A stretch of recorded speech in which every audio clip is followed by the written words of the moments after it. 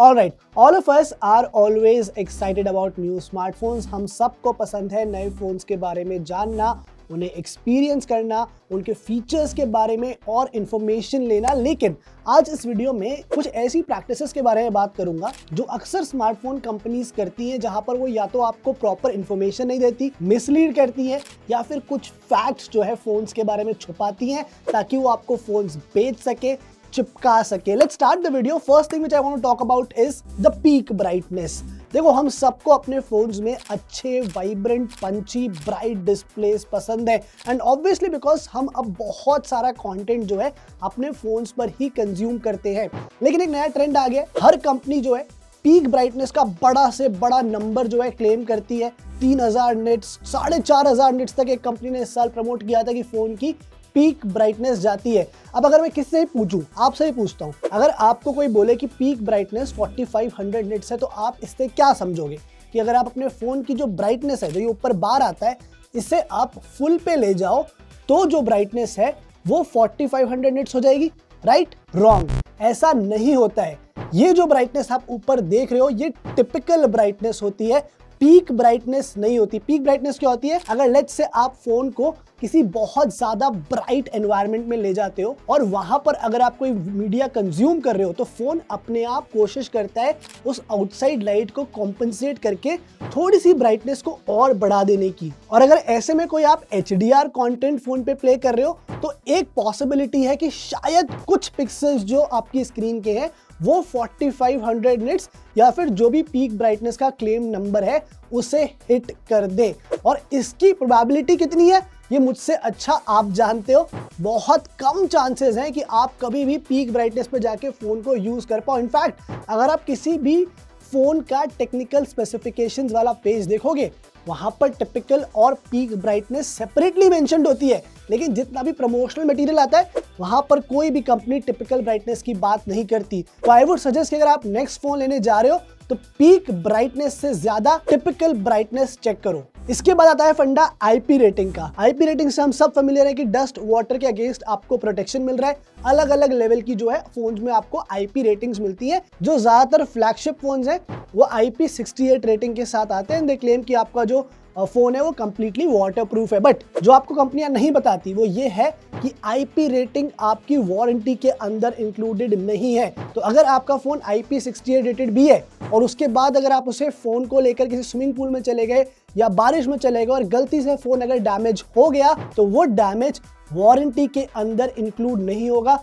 You will still have to pay to get the phone repaired. तो भले ही आपको on paper protection मिल रहा है, उसका एक्चुअल में कोई फायदा या बेनिफिट आपको नहीं मिलेगा। So even though your phone is IP rated, be very careful. उसे पानी में, डस्ट में ले जाने से पहले 2 बार जरूर सोचना। Next up is the charging speed. अभी ये खासकर एंड्रॉइड के साथ प्रॉब्लम है। जो एंड्रॉइड फोन बनाने वाली कंपनी है वो बहुत ज्यादा बड़े बड़े फिगर्स क्लेम करती है चार्जिंग स्पीड को लेकर, 80 what, 100 what, 125 what. But the fact is बहुत कम केसेस में आपका फोन एक्चुअली उस स्पीड के ऊपर चार्ज होगा। इन मोस्ट केसेस आपका जो फोन है वो उसकी चार्जिंग स्पीड को एक पर्टिकुलर पॉइंट के ऊपर जाके लॉक कर देगा। और यही वजह है जब आप देखते हो कि आपका फोन जब 0% पे होता है, तो 0 to 50 या 70 तो वो बहुत फास्ट चार्ज होता है, लेकिन लास्ट जो 25-30% होते हैं उसमें चार्जिंग स्पीड अपने आप स्लो हो जाती है।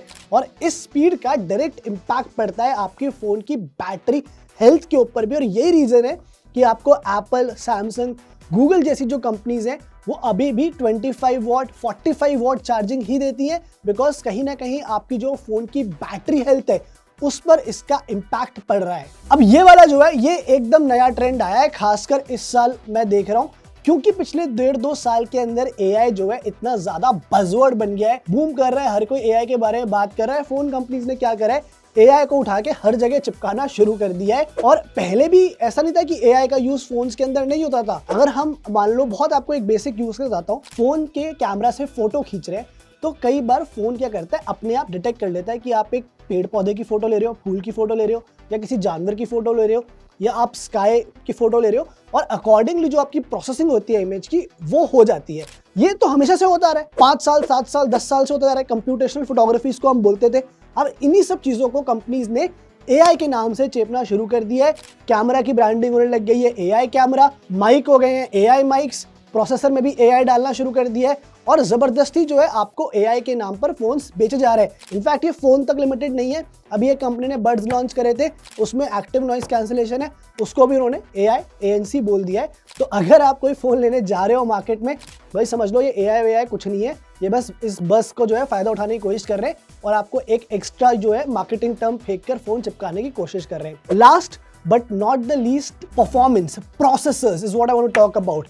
देखो फोन्स क्या होता है, हम लोग जो ज़्यादातर लोग यूज़ करते हैं, कॉलिंग के लिए यूज़ करते हैं, व्हाट्सएप वगैरह हो गया, ईमेल्स के लिए हम यूज़ करते हैं, सोशल मीडिया एक्सप्लोर करने के लिए यूज़ करते हैं, और कुछ लोग हम में से जो है गेम्स वगैरह खेलने के लिए भी फोन्स को यूज़ करते हैं। परफॉर्मेंस जो आपको असली चाहिए वो सिर्फ उस गेमिंग के लिए ही चाहिए, बाकी सारी जो चीज़ें ज़्यादातर चिपसेट आराम से हैंडल कर लेते हैं। अब क्या होने लग गया है कि हर 3 महीने में 4 महीने में चिपसेट बनाने वाली कंपनीज नए चिपसेट लॉन्च कर देती हैं। इवन जो फ्लैगशिप चिपसेट्स है वो 1 साल के अंदर 3 आ जाते हैं। अगर आप पिछले साल उठाओ, स्नैपड्रैगन 8 Gen 2 आया, उसके बाद मिड ईयर आपको स्नैपड्रैगन 8 प्लस Gen 2 और अब आपको स्नैपड्रैगन 8 Gen 3 मिल रहा है। क्या 12 महीने में आपको वाकई में इतनी ज्यादा परफॉर्मेंस बूस्ट की जरूरत है?